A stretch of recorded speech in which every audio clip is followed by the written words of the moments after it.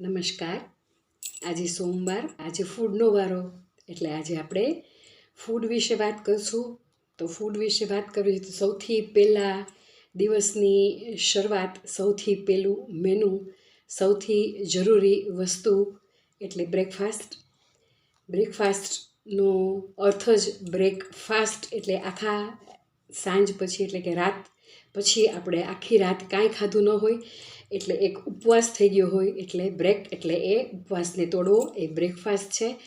આખા દિવસનું સૌથી મહત્ત્વનો એ બ્રેકફાસ્ટ દરેક વ્યક્તિએ ચોક્કસથી કરવું જોઈએ. આપણામાં તો કહેવત છે, ખબર છે ને, કે સવારનો બ્રેકફાસ્ટ રાજા જેવો, બપોરનું જમવાનું સાદી વ્યક્તિ જેવું અને રાતનું જમવાનું એ સાવ નાના માણસ જેવું. તો બ્રેકફાસ્ટને આપણા આખા દિવસના મેનુમાં ખૂબ મહત્ત્વ આપી અને ખૂબ પૌષ્ટિક વસ્તુનો ઉપયોગ કરી અને આપણે બ્રેકફાસ્ટ કરવો જોઈએ, ચોક્કસથી કરવો જોઈએ. અત્યારે તો આપણી પાસે એવી ઘણી બધી વસ્તુઓ એટલે કે યુટેન્સિલ્સ ને એપ્લાયન્સીસ હોય છે કે જેનો ઉપયોગ કરી અને આપણે ઘણી બધી વેરાયટી બ્રેકફાસ્ટમાં ઇન્વોલ્વ કરી શકીએ છીએ.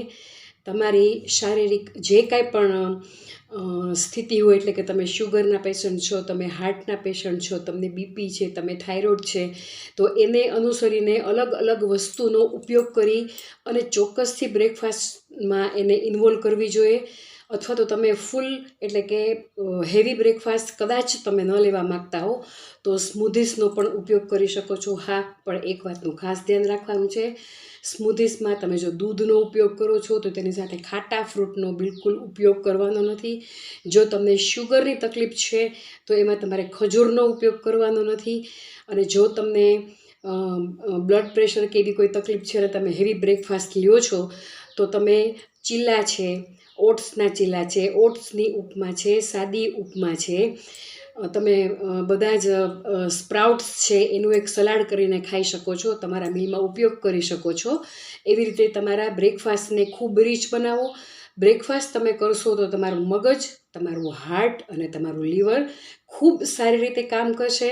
સવારનો બ્રેકફાસ્ટ તમારું શુગર લેવલ છે એ એકદમ મેન્ટેન રાખશે. જેને બહુ જ શુગર લેવલ ડાઉન થઈ જતું હશે એ પણ નહીં થાય અને એકદમ વધી જતું હશે તો એ પણ ન થાય. જો તમે બ્રેકફાસ્ટ કરશો તો તમે લંચ પણ તમારો થોડો કંટ્રોલ કરી શકશો, કારણ કે રાત્રે જમ્યા પછી આખો દિવસ કાંઈ જ નહીં ખાવ અને સીધો લંચ લેશો તો લંચમાં તમારું પ્રપોર્શન વધી જશે અને એ સરવાળે તમને નુકસાન થશે. તો મારી ચોક્કસથી તમને વિનંતી છે, બ્રેકફાસ્ટ લેવાનું ચોક્કસ રાખો.